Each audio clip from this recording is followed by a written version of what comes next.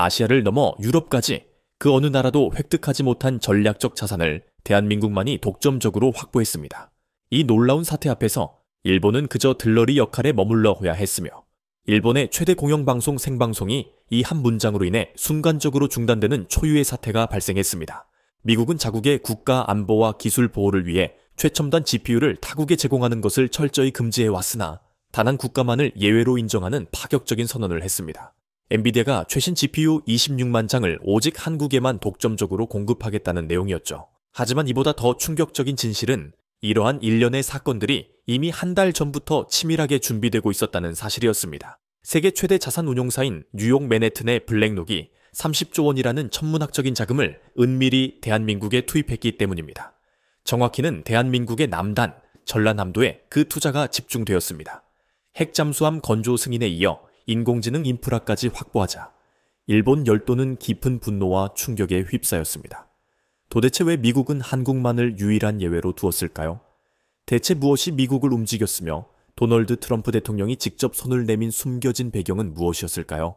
이 모든 은밀한 거래의 전말을 지금부터 상세히 공개합니다. 저는 워싱턴 특파원 사토 아키라입니다. 20년 경력의 베테랑 기자였던 저는 평범했던 어느 날 저녁, NHK 저녁 이리스곱시 뉴스 생방송을 앞두고 예상치 못한 상황에 직면했습니다. 2025년 10월 29일 경주 에이페크 정상회의가 열리던 날, 저는 워싱턴에서 그 생중계를 지켜보고 있었습니다. 트럼프 대통령이 기자 회견장의 모습을 드러냈고 그의 옆에는 엔비디아의 CEO 젠슨 환기 함께 서 있었습니다. 모두가 중대한 발표가 있을 것임을 예감했죠. 트럼프 대통령은 입을 열어 오늘 역사적인 발표를 하겠다고 선언했습니다. 저는 평소의 취재 루틴대로 메모를 준비하고 있었지만 그의 다음 발언은 제 손을 멈추게 만들었습니다. 미국은 대한민국과 특별한 협력을 맺었습니다.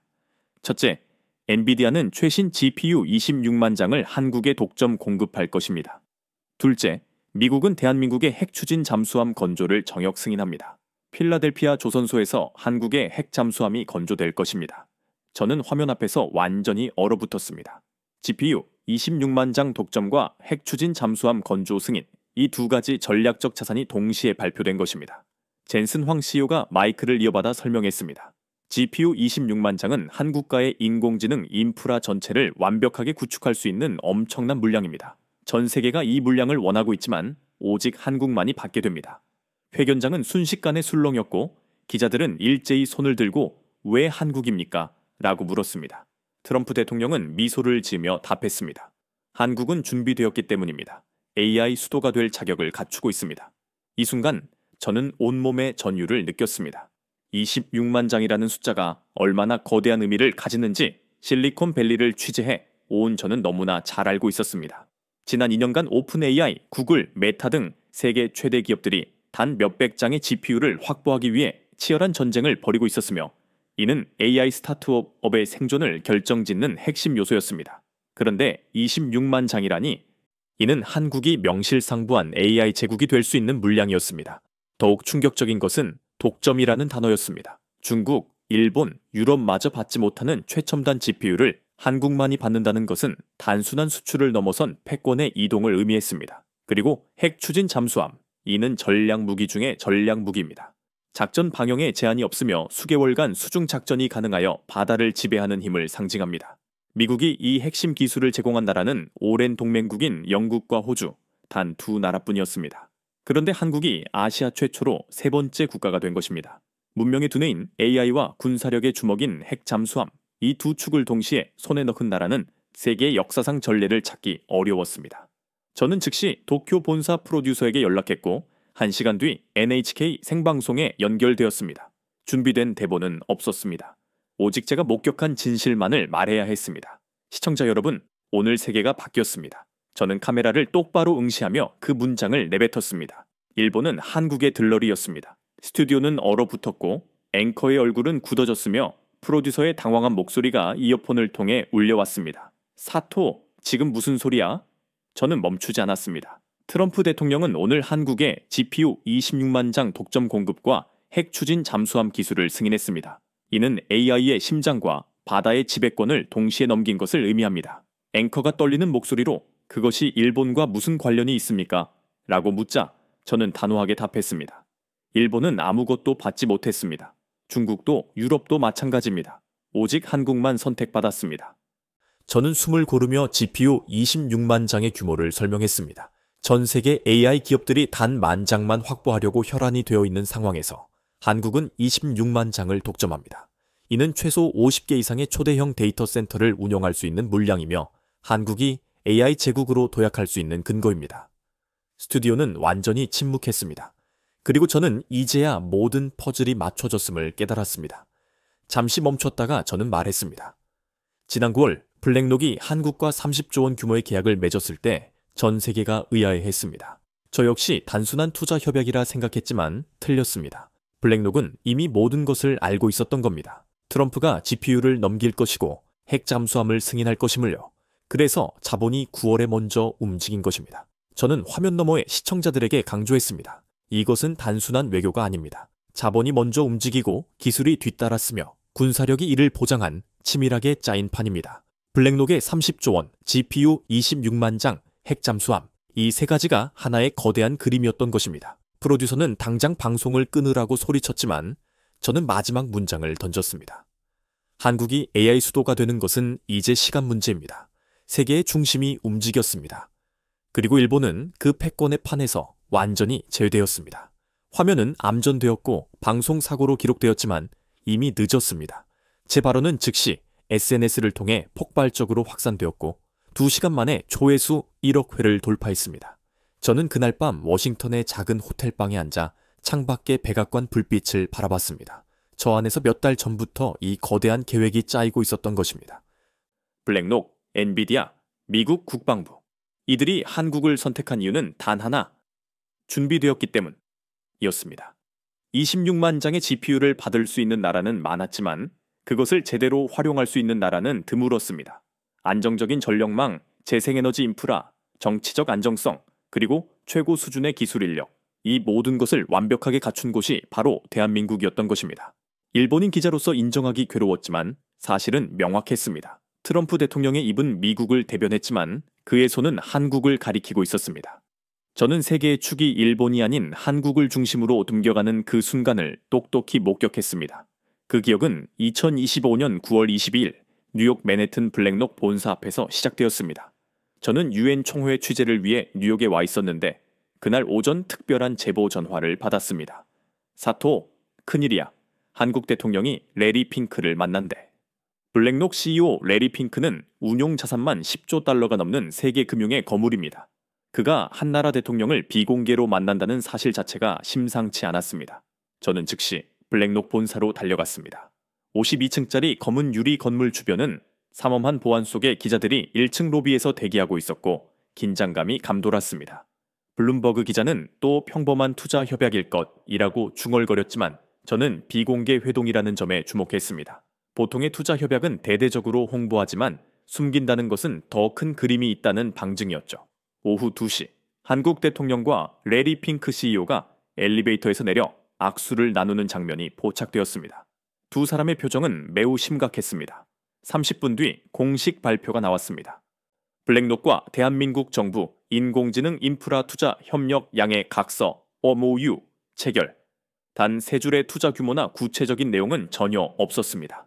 기자들은 실망하며 자리를 떴지만 저는 무언가 석연치 않음을 느끼고 남았습니다. 그날 저녁 월스트리트 전체에 소문이 돌기 시작했습니다. 블랙록이 한국의 초대형 프로젝트를 터뜨린다더라. 아시아 전체 판도가 바뀔 것.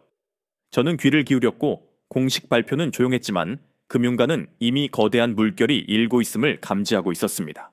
그날 밤 저는 블랙록 내부 소식통을 맨해튼의 작은 카페에서 만났습니다. 그는 봉투를 건네며 절대 출처를 밝히지 말라고 당부했습니다. 봉투 안에는 프로젝트명 AI 수도 대한민국, 투자 규모 약 30조 원, 목표 재생에너지 기반 AI 데이터 센터 건립이라고 적힌 문서가 들어있었습니다.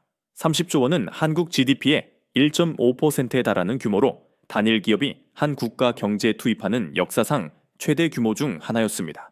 저는 소식통에게 왜 한국입니까? 라고 물었습니다. 그는 레리 핑크가 직접 말한 핵심을 전했습니다. 미래는 안정성에 달려있다. AI 데이터 센터는 엄청난 전력을 소비하는데 화석 연료로는 한계가 있다. 환경 규제가 강화되면서 재생에너지가 핵심이 되었고 그것을 완벽하게 갖춘 곳이 한국이더라는 것이다. 저는 고개를 끄덕였습니다. 이제야 이해가 갔습니다. 소식통은 웃으며 덧붙였습니다. 이건 시작에 불과해. 더 큰 것이 올 거야. 미국 정부도 움직이고 있거든. 이 말이 무슨 뜻인지 그때는 알지 못했지만 한 달 뒤 트럼프 대통령의 발표를 보고서야 비로소 깨달았습니다. 자본은 정부보다 빨랐습니다. 블랙록의 30조 원은 곧 이어질 거대한 패권 이동의 신호탄이었던 것입니다. 블랙록은 절대 손해보는 투자를 하지 않습니다. 미래를 보고 움직이는 그들이 한국을 선택했다는 것은 곧 한국이 미래라는 뜻이었습니다. 다음 날 저는 한국 대사관 관계자에게 연락해 서명식에 대해 물었습니다. 그는 단순한 양해 각서가 아닙니다. 새로운 문명의 출발점입니다. 라고 의미심장하게 답했습니다. 저는 블랙록 보고서를 통해 정치적 안정, 에너지 자립, 기술 인력, 이 세 가지 조건을 충족하는 최적의 지역이 대한민국이라는 데이터 결과를 확인했습니다.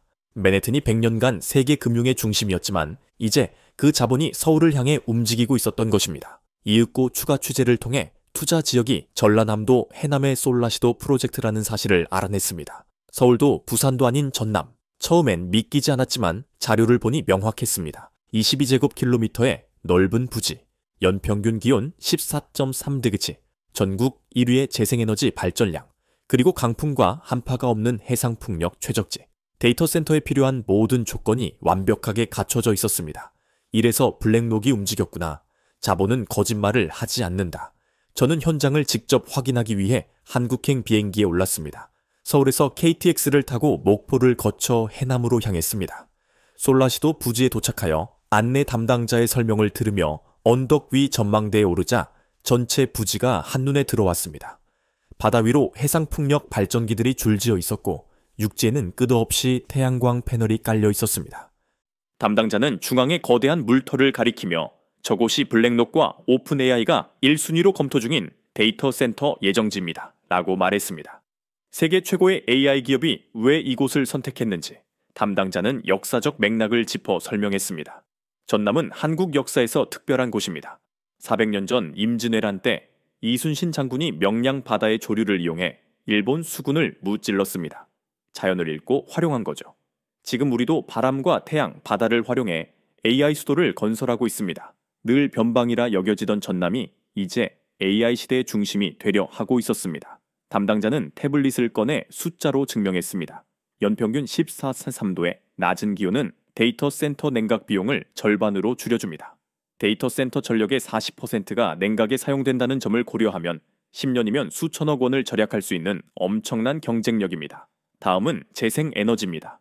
2030년까지 수천 기의 해상풍력을 세우고 태양광을 합치면 전남은 화석연료 제로를 실현하는 완벽한 친환경 인프라를 갖추게 됩니다. 또한 지진과 태풍이 적고 한파가 없는 안정성은 단 1분도 멈춰서는 안 되는 AI 데이터 센터의 생명과도 같았습니다. 도쿄는 땅값이 비싸고 후쿠시마 사고 이후 에너지 문제가 심각하며 오사카는 대기 오염으로 인해 입지가 좋지 않았습니다. 일본 전체를 보아도 전남만한 곳이 없었습니다. 서울이 행정의 수도라면 전남은 미래의 수도였습니다. 5년 뒤 이곳 해남에서 전 세계 AI 연산의 20%가 이루어질 것이라는 설명은 실로 충격적이었습니다. 저는 깨달았습니다.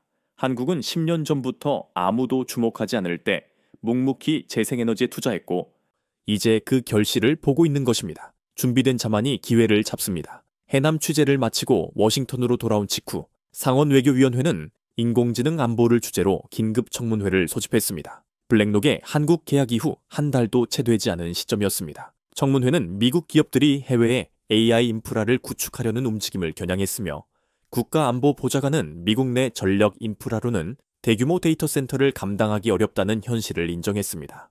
실리콘밸리는 낡은 전력망과 규제, 그리고 GPU 부족으로 인해 2024년 AI 스타트업 폐업률이 38%에 달하며 위기를 겪고 있었습니다. 미국 AI 시장 점유율은 단 1년 만에 7%나 증발했으며 그 몫은 한국을 비롯한 아시아로 넘어가고 있었습니다. 스탠퍼드 경제학과 교수는 미국은 10년이 걸릴 재생에너지 전환을 기다릴 시간이 없다. 하지만 한국은 이미 준비되어 있다고 분석했습니다. 블랙록 내부 보고서 역시 AI 거점 다변화의 필요성을 역설하며 아시아 태평양 지역에서 최적의 입지는 정치적 안정성, 에너지 자립도, 기술 인력을 모두 충족하는 대한민국이라고 결론 내렸습니다. 한편 일본 대사관은 한국 쇼크차로 난리였습니다. 70년간 미국의 최우선 동맹국이라 믿었던 일본을 제치고 한국이 특별 파트너가 된 사실에 정치권과 언론, 국민들은 불안에 떨고 있었습니다. 저는 다시 한국 취재를 위해 경기도 평택의 삼성전자 반도체 캠퍼스를 찾았습니다. 이곳은 세계 반도체 산업의 심장이었습니다. 그곳에서 안내 담당자는 HBM 고대 역폭 메모리의 중요성을 강조했습니다. GPU가 AI의 두뇌라면 HBM은 데이터를 빠르게 공급하는 연료와 같습니다. 아무리 좋은 GPU라도 HBM 없이는 제 성능을 발휘할 수 없습니다. 충격적이게도 한국은 HBM 시장 점유율의 약 80%를 독점하고 있었으며 최첨단 HBM은 오직 한국만이 만들 수 있었습니다. GPU 한 대당 HBM 6개가 필요하다는 계산을 대입해보면 트럼프가 한국에 독점 공급한 26만 장의 GPU는 한국의 HBM 없이는 무용지물이라는 결론에 도달합니다. 한국이 멈추면 세계 AI가 멈춘다는 말은 과장이 아니었습니다. 오픈 AI의 차세대 AI 프로젝트인 스타게이트. 역시 연간 반도체 예산 100조 원 중 절반 이상을 HBM에 투입하며 그 공급망 안정성이 핵심 조건이었습니다. 한국이 바로 그 HBM을 공급할 수 있는 유일한 거점이었습니다. 삼성과 SK는 아무도 주목하지 않을 때인 2015년부터 HBM에 투자하며 10년의 기술 격차를 만들었고 이것이 지금의 결실로 나타나고 있었습니다.